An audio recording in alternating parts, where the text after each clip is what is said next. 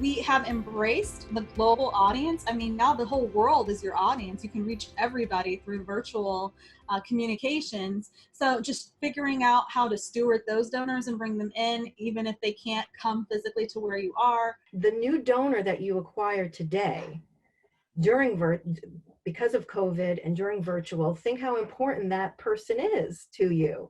They're so special because you have acquired them during this very, challenging time. So you need to treat them a little bit extra special to, again, show them that TLC. One of the most amazing things I've seen it was an organization that ended up with, I think, 7,000 new prospects because they went viral virtually. Now that issue is, how are we going to steward them? I hope to see some of them in person. What are we going to do to continue keeping them engaged? And then what does everybody need, and how do you supply that as best you can? So, and I think there is a way to do that once you really do the assessment and understand your donors and what they're looking for. Now that we have a virtual stage for our investor conference, the great news is we can get any speaker anywhere in the world at any time because it's all virtual. And now all of a sudden we've gone from a New York centric organization to literally, I have volunteers from LA, London, China.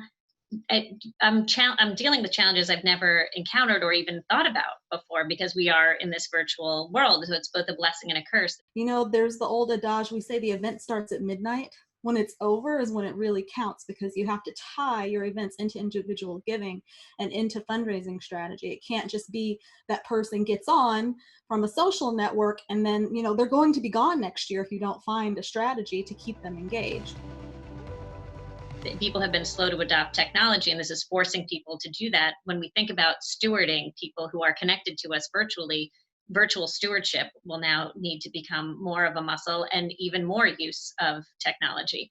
So my team and all of the nonprofits that we coach to build organizational capacity are all focused on how do you better leverage technology now that you have a much bigger playing field in which to operate. One of the biggest pain points that I've seen as a fundraising strategist and tying events in there as a tool has been most organizations are really needing some help as far as record keeping and data collection on their donors. You absolutely need to invest in technology and process and discipline to make sure that you know who your donors are and you track them. And so we are actually doing that much better at our organization than we ever have before. And we're trying to set up a coaching platform for the You Think nonprofit partners to really build that as an explicit organizational muscle, as opposed to something, yes, we know we should do that, but really making it explicit so that nonprofits come out of this, let's hope, stronger than they went in. I think that that's one of the biggest things that we have to do right now is keep good records, build those profiles, have those conversations and understand who these people are. And again, get to the bottom of what has motivated them to even participate in the first place so that you can transform that relationship into an individual giving relationship, into them becoming one of your donors. And, you've cultivated it and moved it forward based upon this event. We can't leave the virtual people in the virtual realm. Have a great CRM. You need that for a foundation so that you can manage these notes, as you're saying, Yolanda, on who's doing what, so you can kind of do your communication and your outreach plan, accordingly. Now, rather than going into a venue, you need to produce your program, right? So the internet is your venue.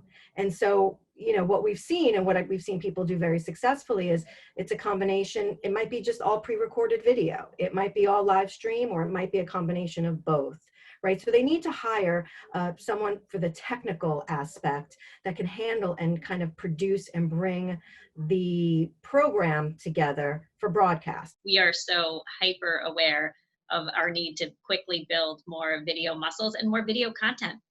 I'm no prognosticator, but I think we're going to be in this digital world for a while, right? And so we're at the very start of this, not at the end. Tapping into the expertise of an event planner who has pivoted into the virtual realm is still very important, or investing in someone in-house who will develop those skills and that digital muscle to be able to move your events forward in the virtual realm, just to be able to do that due diligence and look and see what everybody, and always look for examples. I think it's a shift in who you're hiring, right? Like you hired the caterer before, now you don't need the caterer, or maybe you're supporting some local businesses and doing some food boxes. I see a lot of people doing that.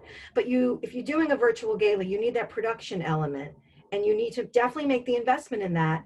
Depending on, in the beginning days, I saw people just doing it with their iPhones, right? And you knew that it was low budget, but people are raising the bar now. And so they are hiring the production companies, AV companies, to really bring it together and kind of produce TV, if you will, right? For the 30 minutes or the 45 minutes. I spoke to someone the other day and he was like, I've got Stevie Wonder, that's going to be zoomed in from his house. He's performing. I've got Ben Affleck who's speaking for, I mean, he had people from everywhere, and but without that production person, the nonprofit's not gonna be able to do that. So hire the professionals where you need to hire the professionals. And there may be a couple of pieces that you need. Again, it depends on what level of a gala you want to do. I agree with Diana. If I get Ben Affleck, I'm definitely investing in a production company. Just want to be clear about that.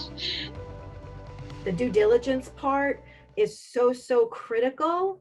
And not all things are created obviously equal, but to take that time and just do that investigative work, and then obviously make your decision accordingly. Yeah, it seems like the right question to ask then, Diana, is not necessarily like feature by feature, but the right starting point is making sure the provider understands your goals and they're going to be a strategic partner, because it's so new for everybody.